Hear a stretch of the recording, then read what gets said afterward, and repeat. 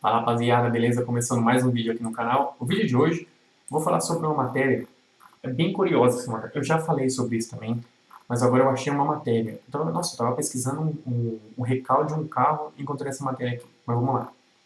Que é o seguinte, peças de reposição.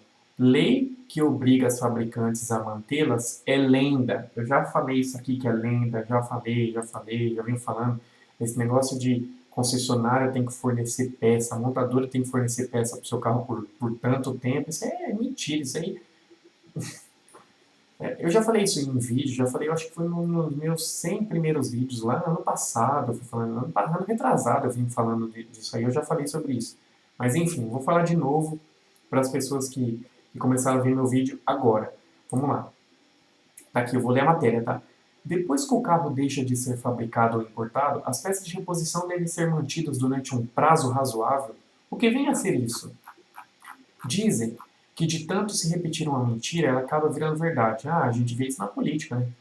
Tem uma besteira que circula há muito tempo no meio, não se sabe de onde saiu, mas é confirmada até pela imprensa, de uma suposta lei que determina fábricas e importadoras a manter peças de reposição durante pelo menos 8 anos, abre parênteses. Há também uma versão que estica o suposto prazo para 10 anos, fecha parênteses, depois que o modelo deixou de ser fabricado ou importado. O setor dos automóveis é provavelmente um dos preferidos para se fazer circular mentiras. Nossa, mas é mentira demais.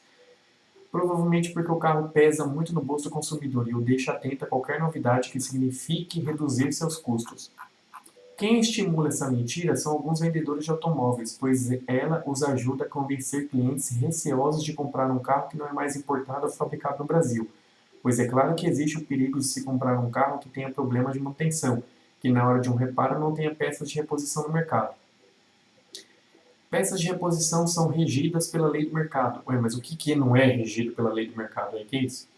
Mas na verdade é que, em primeiro lugar, não existe lei alguma, nem de 8 nem de 10 anos, pois o que diz o Código do Consumidor não poderia ser mais evasivo. Depois que o carro deixa de ser fabricado ou importado, suas peças de reposição devem ser mantidas durante um prazo razoável. Mas o que vem a ser razoável? Ou seja, uma lei que não significa coisa nenhuma. Em segundo lugar, ainda que essa lei existisse de fato, é óbvio que não seria jamais respeitada por loja nenhuma, ou loja alguma, eu prefiro usar o alguma, simplesmente por ser impossível exigir de qualquer empresa manter no estoque peças de reposição para um modelo que já sumiu das ruas, ou seja, que só existem poucas unidades circulando. Seria o mesmo que decretar sua falência. Só existe uma lei confiável para se manter peças de reposição em estoque, a da oferta e procura, pois só vale a pena manter estoque de peças que tenham procura mínima e justifiquem o investimento. Caso contrário, aquele abraço, aquela famosa música, né? Então, gente, esquece isso. Eu já falei isso e vou repetir. Esquece isso. Quando você for comprar um carro, que nem a Ford saiu do Brasil. Ah, e agora meu carro? Gente, a Ford é muito diferente. A Ford saiu, a maioria dos carros que ela fabricava era popular e já vinha no mercado há muitos anos. Há muitos anos. Tem milhões de carros. Fusion tem um monte na rua, Fiesta, EcoSport, que outro carro que tem? K. Então, o Edge nem tanto. Então, o Edge pode sofrer bastante com peça. Mas EcoSport, Fiesta, K, até mesmo o Fusion, vai ser difícil sofrer, porque a maioria das fabricantes de peças de reposição, ou genuínas, originais, ou paralelas, ou de reposição, do jeito que você quiser chamar, elas já fabricam peça para esses carros. Então, elas, primeiro, elas não vão deixar que nem a lei oferta e demanda, elas não vão deixar de fabricar porque tem um monte na rua, é lotado. Você acha que a Ford saiu do Brasil, vamos parar de fabricar válvula termostática do Fiesta? Dá problema o dia inteiro essa porra. Então, é óbvio que eles vão fabricar milhões de reais que gira. Eles vão fabricar. Então, peça, às vezes uma peça de lataria, talvez um módulo de injeção seja mais difícil, sim. Só que ela mesma, a própria Ford falou que ela vai focar na fabricação de peça, que dá muito mais lucro do que vender carro. Vender carro é um puta de um problema. É concessionária, e contratar vendedor, e faz um showroom bonito, e mais não sei o que, e café, e isso, e aquilo, e uma puta. Traz de fora. Qualquer problema que tiver, qualquer recal, empurra no rabo da matriz ou empurra no rabo de quem importou. impor no rabo da importadora, da onde veio, se veio do México, pronto. Tudo bem que a matriz é nos Estados Unidos. É Detroit ou Michigan, alguma coisa assim. Detroit ou Michigan, acho que é. Eu ia falar Colorado, tem nada a ver. Ou Chicago. Então, eu acho que o prédio da GM, que é aquele bem bonito, assim, que parece uma usina nuclear, né? É da hora. E aí deu problema, deu recal, foda-se, é fora do Brasil, vai resolver lá, a gente manda um pedido lá para fora, as peças vêm importadas, enfim. Então, quando essa é a maior besteira, por exemplo, fabricar no Brasil é bom para quê? Para dar emprego, para dar emprego. Agora, quando veio o PlayStation, eu lembro até hoje, quando veio o PlayStation 4, a Sony vai abrir uma fábrica no Brasil, vai ficar mais barato. Quando anunciou o preço do PlayStation fabricado no Brasil, era mais caro do que o fabricado lá fora. Então esse negócio de vamos ter fábrica no Brasil para produzir mais barato. Não. Se o governo não te der isenção, olha, com o governo dando isenção, o produto ficou o mesmo preço ou mais caro do que importado. Então, fábrica no Brasil é para dar emprego. É para dar emprego. Eu vou falar uma palavra feia, ou sei lá se é feia, não sei. Mas fábrica no Brasil é cabide de emprego. É cabide, velho. É praticamente o governo sustentando a fábrica para dar emprego. Para não queimar o governo.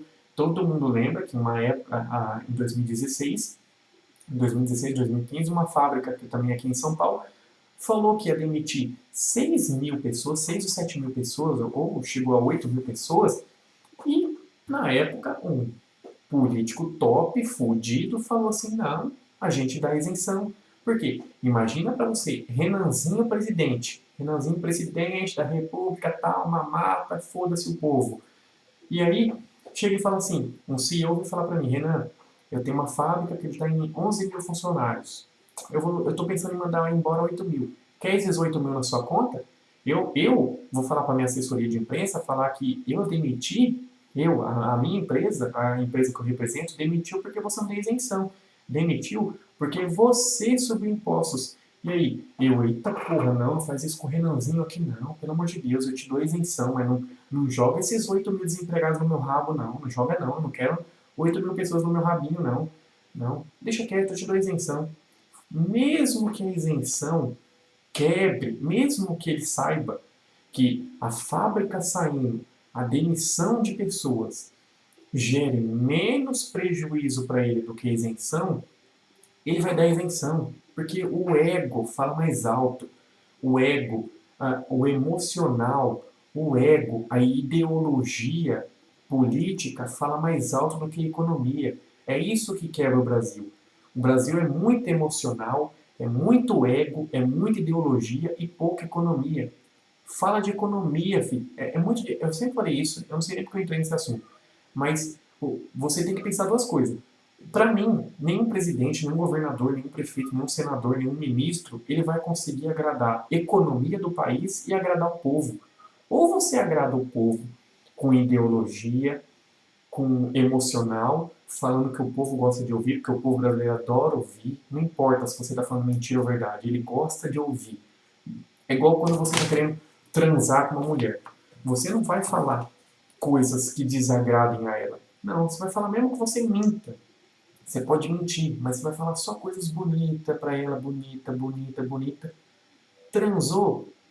Se você quiser namorar, você vai continuar falando coisa bonita. Se você transou e depois nunca mais viu a mulher, beleza. Ela não descobriu a verdade. Então, o político ele tem que ficar falando coisa bonita porque o povo, a maioria do povo brasileiro é muito emocional, é muito.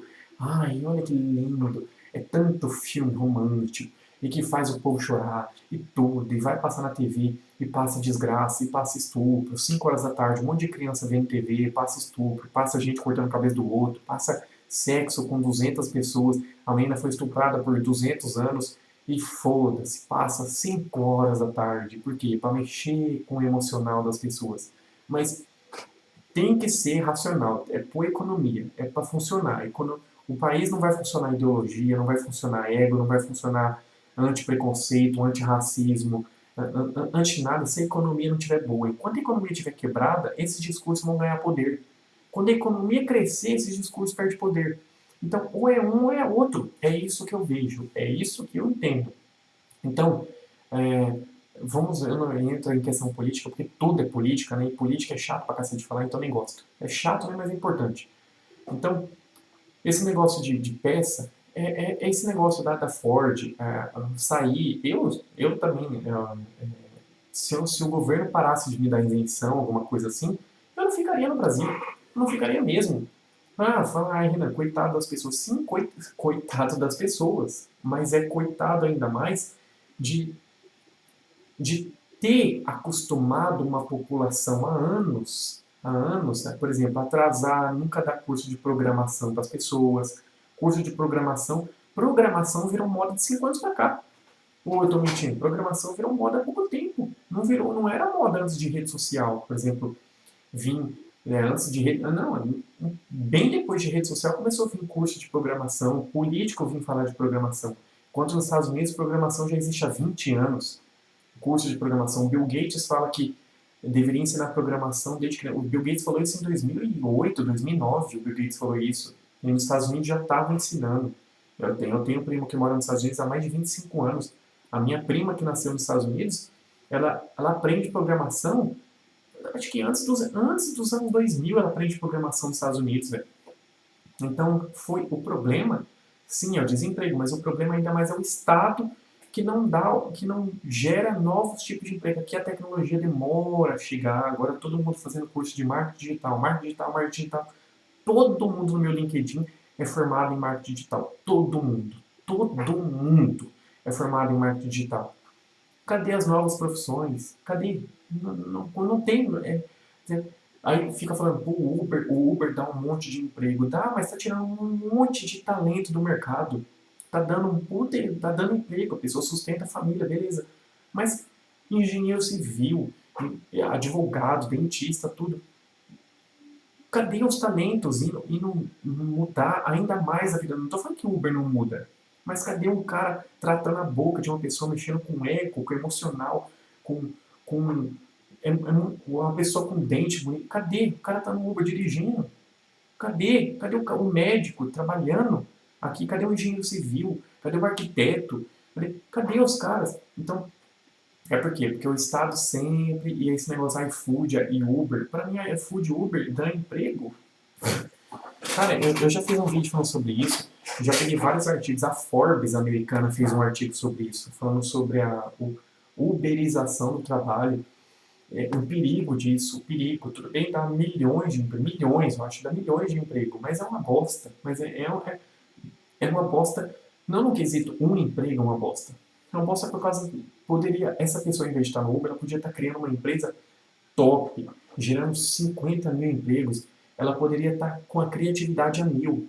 Eu fico puto quando eu vejo uma pessoa que ela fala assim, eu fico puto quando eu vejo o meu irmão super corrido e tal, pô, ele tem uma puta cabeça de gênio, uma puta cara assim que pensa à frente, eu sempre achei que ele pensa muito à frente, só que a correria de tanto pagar conta, cuidar de filho e cuidar das coisas, que ele não tem tempo para parar para criar.